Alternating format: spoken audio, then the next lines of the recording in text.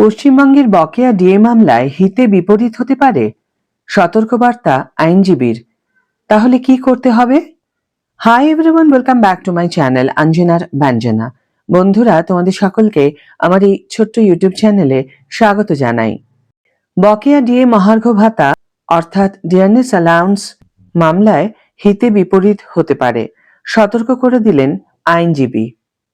বকেয়া মহার্ঘ ভাতার রায়ের জন্য অধীর আগ্রহে অপেক্ষা করে আছেন রাজ্য সরকারি কর্মচারীরা। শুনানি শেষ হওয়ার পরে মাস কয়েক কেটে গেলেও এখনো রায়দান করা হয়নি। তা নিয়ে কিছুটা হতাশ হয়ে পড়েছেন রাজ্য সরকারি কর্মচারীদের একাংশ। এমনকি মেনশনিংদের দাবিও তুলছেন কেউ কেউ। কিন্তু তাতে আদতে কোনো লাভ হবে না বলে দাবি করলেন রাজ্য সরকারি কর্মচারী সংগঠন কনফেডারেশন অফ স্টেট গভর্নমেন্ট এমপ্লয়িজের আইনজীবী ফিরদৌস শামীম। তিনি প্রথম থেকেই ডিএ মামলায় যুক্ত আছেন। উল্টে হিতে বিপরীত হতে পারে বলেও সতর্ক করেছেন তিনি। কনফেডারেশনের আইনজীবী দাবি করেন, কবে বকেয়া ডিএ মামলার রায়দান করা হবে তা নিয়ে প্রতিদিন প্রতি মুহূর্তে প্রশ্ন করা হয়, কিন্তু সেটার উত্তর নেই তার কাছে। শুধু তিনি একা নন, কোন সময় ডিএ মামলার রায়দান করা হবে তা রাজ্য সরকারি কর্মচারী সমাজের কারোরই জানা নেই। এটা পুরোপুরি সুপ্রিম কোর্টের হাতে আছে। কেউ কেউ মেনশনিংদের কথা বলছেন, কিন্তু এরকম ক্ষেত্রে অনেক সময় ফল হিতে বিপরীত হয়ে যায়। তাই এই মুহূর্তে দাঁড়িয়ে অপেক্ষা করা ছাড়া কিছু করার সুযোগ একেবারে স্বল্প। পেনশনভোগীদের নিয়ে বিশেষ বার্তা দিলেন আইনজীবী।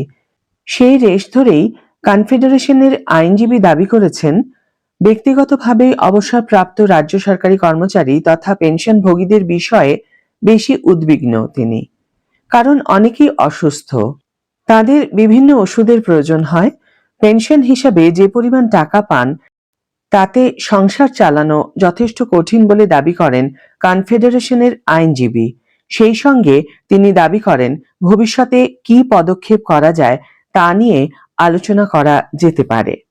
কনফেডারেশনের সাধারণ সম্পাদক মলয় মুখোপাধ্যায় আইনজীবী বিকাশ রঞ্জন ভট্টাচার্যদের সঙ্গে আলোচনা করা হতে পারে বলে জানিয়েছেন কনফেডারেশনের আইনজীবী। তবে যেটাই হোক না কেন, অত্যন্ত ভেবেচিন্তে এবং সন্তর্পণে পদক্ষেপ করা হবে, কনফেডারেশনের আইনজীবী আশ্বাস দিয়েছেন। তিনি দাবি করেছেন, পঞ্চম বেতন কমিশনের আওতায় বকেয়া ডিএ মামলা অত্যন্ত সংবেদনশীল, তাই সতর্কভাবে পা ফেলতে হবে বলে জানিয়েছেন কনফেডারেশনের আইনজীবী। যে মামলা সেই 2016 সাল থেকে চলছে। প্রাথমিকভাবে স্টেট অ্যাডমিনিস্ট্রেটিভ ট্রাইব্যুনাল অর্থাৎ স্যাটে মামলা দায়ের করা হয়েছিল।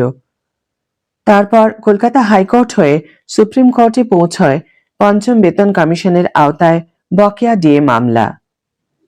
আজকের ভিডিও এখানেই শেষ করছি বন্ধুরা। ভিডিওটি যদি কার্যকর বলে মনে হয়ে থাকে তাহলে অবশ্যই একটি ছোট্ট করে লাইক দিও, শেয়ার করো বন্ধুদের সাথে, কমেন্ট করে জানিও তোমাদের মতামত। যারা এখনো আমার চ্যানেলটিকে সাবস্ক্রাইব করোনি তারা অবশ্যই চ্যানেলটিকে সাবস্ক্রাইব করে আমার পাশে থেকো।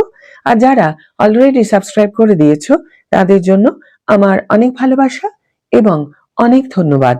আজ তাহলে বিদায় বন্ধু, দেখা হবে পরের ভিডিওতে। ভালো থেকো, সুস্থ থেকো, সঙ্গে থেকো।